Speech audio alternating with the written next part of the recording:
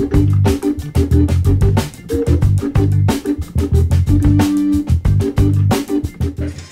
failed the moose test.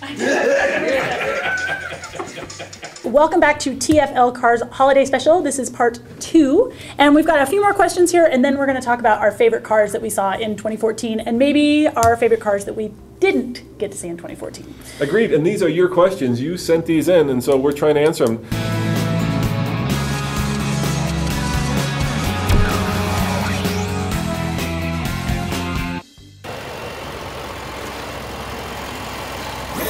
All right, Emmy, go for it. Which truck would you buy for $60,000? Raptor. Raptor. Raptor. Great. Favorite family car under $30,000? Used Raptor. Used Raptor. Used Raptor. Best pickup truck? Yeah, you know. Raptor. Raptor. Okay, Wrangler Unlimited or Ford Raptor? I can't make that choice. I cannot make that choice. Hey, how many motorcycles can you carry in a Wrangler Unlimited? You could probably carry 2. I bet you could. I saw a picture of a motorcycle inside a Miata, so you can carry 2 motorcycles in a Wrangler. No more Miata stuff. Next question. Okay.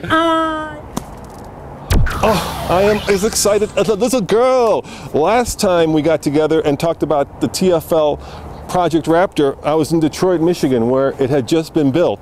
Well, it's a few weeks later, and we are here at Siltahar Motors in Colorado, a dealership, by the way, where I've purchased now 3 vehicles, and they've treated me very well. And here it is. It's there. There it is. There is the new TFL Ford Raptor, and it is blue. Why blue? Because it looks badass. Let's go inside. Come on, let's check it out.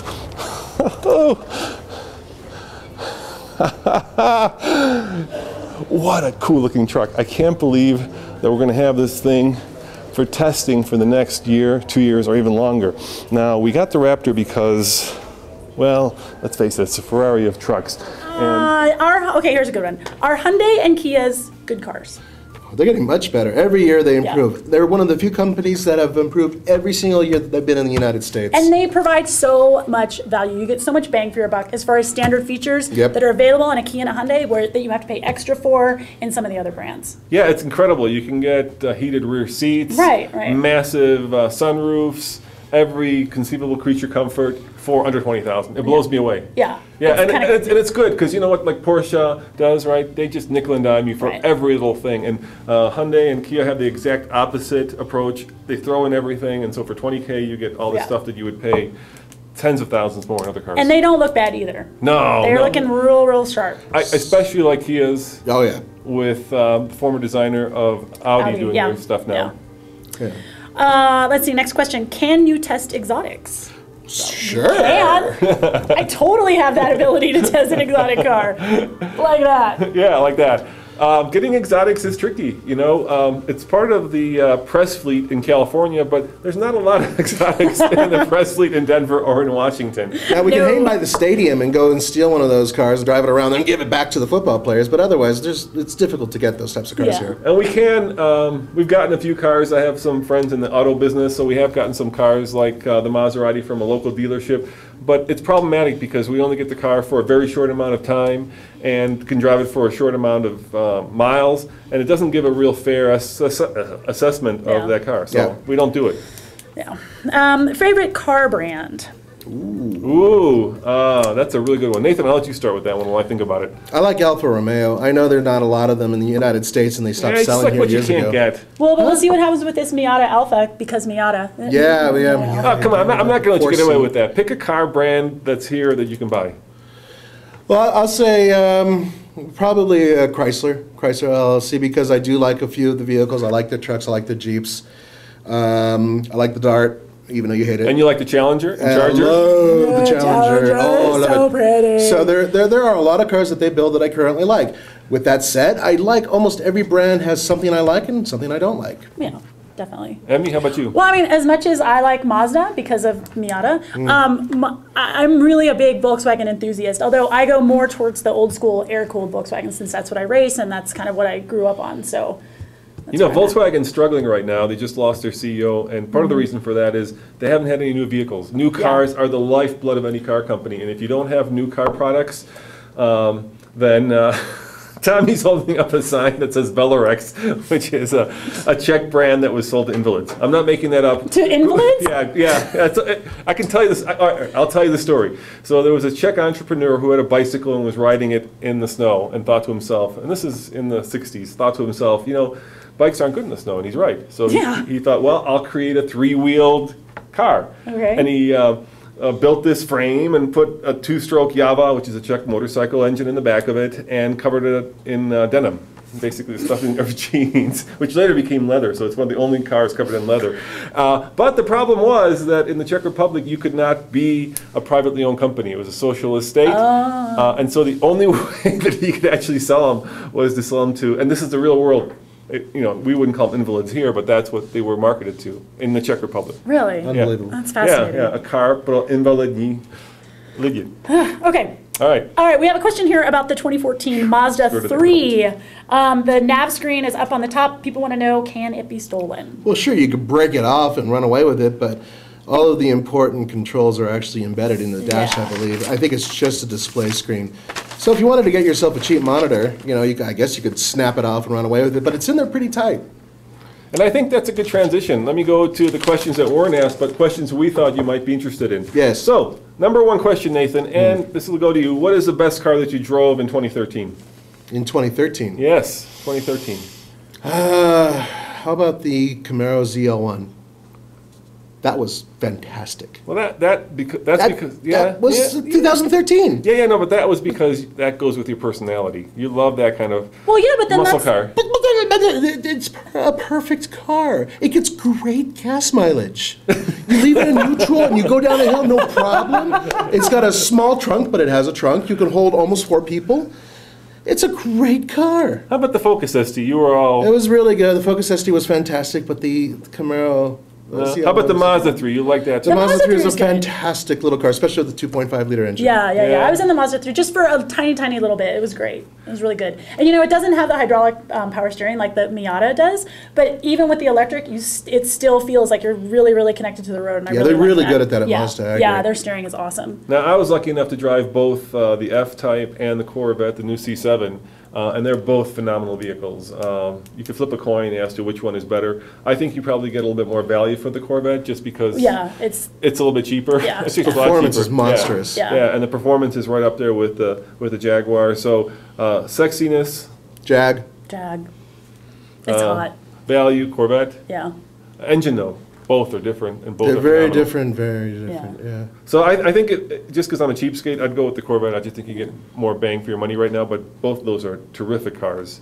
Well, I have to mention the 2014 Cayman. Yes. Because that was Mention awesome. 2014 Cayman was awesome. Cayman S, actually. It's still, I know that it's not the most powerful Porsche in the lineup, but the mid-engine just makes it so balanced, and it handles so well through the turns that I didn't even really care that I didn't have as much power as, say, a 911 turbo. It was so much fun. It was connected, and it was an emotional response for me. I loved it. And it's sexy. One of the other cars that was sexy is the BMW 4 Series, but we didn't get to drive it, did we, Andre? Yeah. So what are some other cars this year that we didn't get to drive that we really wanted to? Yes. there you Let's talk go. about those. Here's Here's a little bit of a list. Go for it, Nathan. Well, actually, can I go first? Yes, because please. Fiesta ST, I want to drive that car so badly because I really like the Focus ST, but again, I'm all about smaller cars. 4, you listening? I'm all about smaller cars, so I really want to get into the Fiesta ST and just see what she can do. Nathan? The Chevy SS. For crying out loud, please let us drive it. Please. The CLA, it's an important vehicle for Mercedes. Mercedes-Benz, it's a very important car, and our major demographic happens to gravitate towards vehicles like that. And there's a lot of cars like the Porsche 918. I can't believe we didn't get invited to that launch. My gosh. Really? I know, you read about them in the car magazines, you see them on YouTube, and we can't get anywhere near those cars. No. We need more of you to watch. So that we can drive the Porsche 918. What else do we got there that we haven't driven yet that we really should? Somebody wrote down Toyota Corolla. Is that No, something he drove it. Nathan drove it. I was going to say, did you want to drive that? I didn't put that on there. That's Roman's writing. No, that's Tommy's writing. Okay, Tommy, damn you. No, you guys weren't in any other Porsche No. besides the Cayman? No. Nothing? No, we don't get many Porsches here. We had a GTS, but that was a 2012, I think. So let me That's tell you sad. a car that I drove, which absolutely kind of astounded me, and that was the new E-Class with the technology package. And what's so cool about that car, I think, is it's the next step in autonomous driving. And there used to be all these different systems, and there still are in many cars, that you can turn on and basically mimic autonomous driving, right? You can turn on like lane departure warning, you can turn on cruise control that varies based on the car. Adaptive cruise control. You can turn on traction control, launch control. And the braking, like emergency braking. Yeah. And what Mercedes did, which was so brilliant, guys, was they took all that and put it into one little stalk at the end of the cruise control stalk. So on the Mercedes, it's got that cruise control stalk that we keep using as a turn signal. As a turn signal, because the Germans know it's 9 and 3, and we're like, no, 10 and 2, 9 and 3, 10 and 2.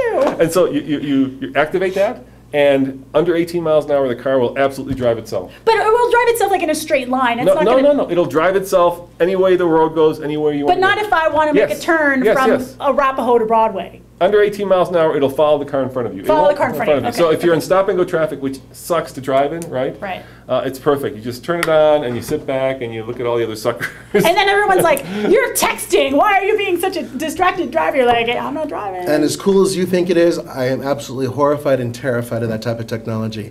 We're one step away from them creeping into our toasters and having those things sneak into our bedroom and throttle us in our sleep. I really don't trust technology that much. I don't. I don't want to put my life in any car's hands.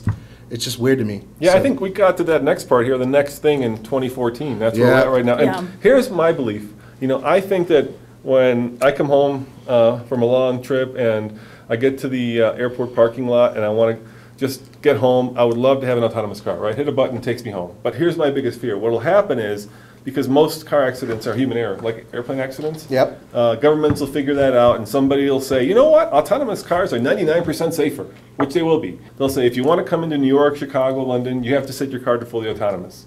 And the road ends in Montana, where you go and pay $500 to drive a car in a park, where everything else is autonomous. And that's the way it's going to end up, because people are going to figure out it's safer, it's more fuel efficient, it's more open to everybody, because you don't have to know how to drive, right? You just sit in the car. Why are we talking about this then? We got to keep this a secret. No, because that's where it's going. See, hopefully software updates will screw everything up and everybody's going to have like meltdowns and it'll be anarchy, zombies will take over. It's going to be so awesome. You just have to have the right attitude towards these things. Here's my future forecast, and I hate to say it, folks. Continuously variable transmissions seem to proliferate everything that's out there, and it's going to continue. But tell us why, because there is a method behind that. Fuel economy, primarily. Fuel economy. Also, we're talking about something that has less moving parts than a regular transmission. Simpler to build. Eventually, it's going to be much, much lighter. And, they're using them now in cars that have a lot of power, including a sports car like the WRX, which I sampled. And, unfortunately, I hate to say it, it worked really, really well. I wouldn't buy it, but it worked really, really well. I mean, do you see a trend that's coming down the road?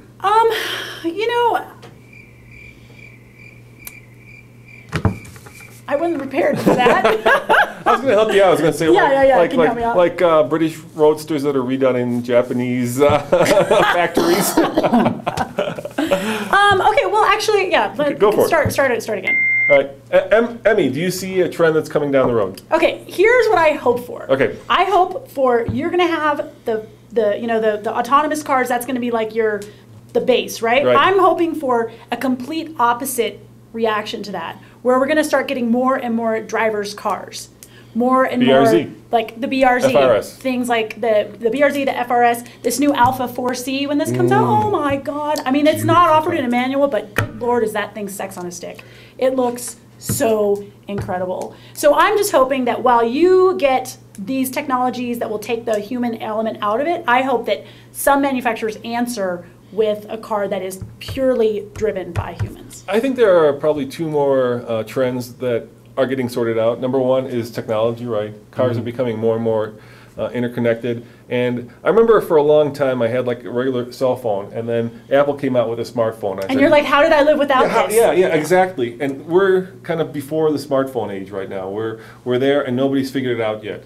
iDrive, sync, it all kind of sort of works, but it's not intuitive. So we need somebody to come along and actually put all those pieces together. And I think actually Tesla is as close as I've seen with that huge screen that controls everything. That's easy, that's pretty user-friendly. Right. And I disagree with that because I think it's oversized and it's just too much information that you're looking at.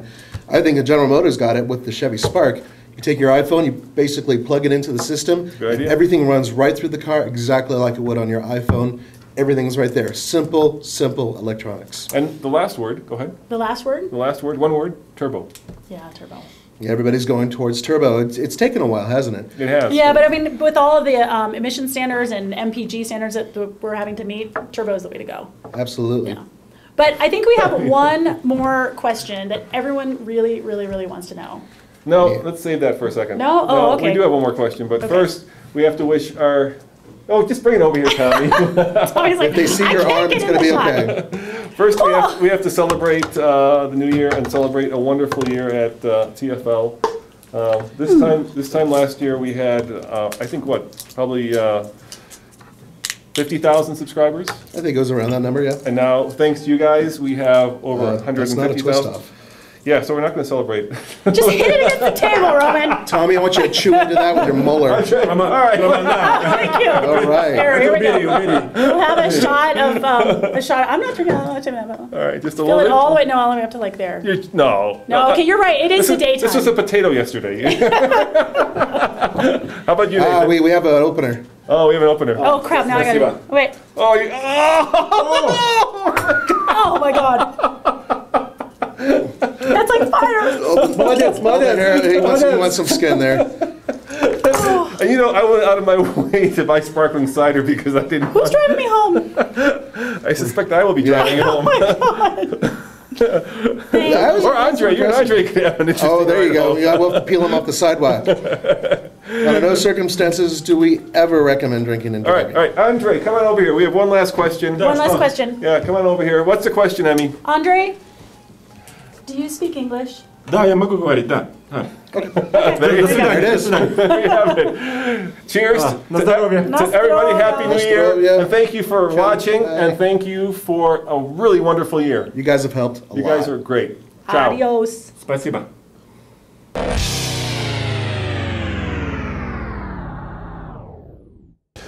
So, do you guys want to see me and Nathan sitting forlornly by the side of the road looking at a smoking communist-era Tatra in the town of Plzeň? Because, Nathan, that's what's going to happen if we can get funding for our Prague to Pebble Beach drive. Well, Plzeň's not so bad. I mean, that's where the beer comes from, right? Yes, that is where the beer comes from. Oh, shucks. But the point is, we're trying to get this great project off the ground, and we need your help because we want to take you along the way. We're trying to tell the untold story of Tatra. We're trying to have a grand and epic adventure, and we're going to try to actually get to Pebble Beach in a Tatra, which this year they're having a class for. Go figure. That's right. And if you guys do donate, you can be part of this. You can actually have some stuff put on the car, and if you donate enough, you can actually ride in the car. Yeah, and you could see us sitting by the side of the road wondering what the heck were we thinking when we came up with this crazy idea.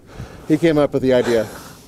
All right, Nathan, so if our fine and generous subscribers and viewers want to get involved in this, well, quite frankly, dubious adventure, how do they do that? You can go to TFLcar.com and you can click on the link, which is right there, Prague to Pebble, or click right here. Click right there and help us achieve what we know will be an epic adventure. It certainly will be.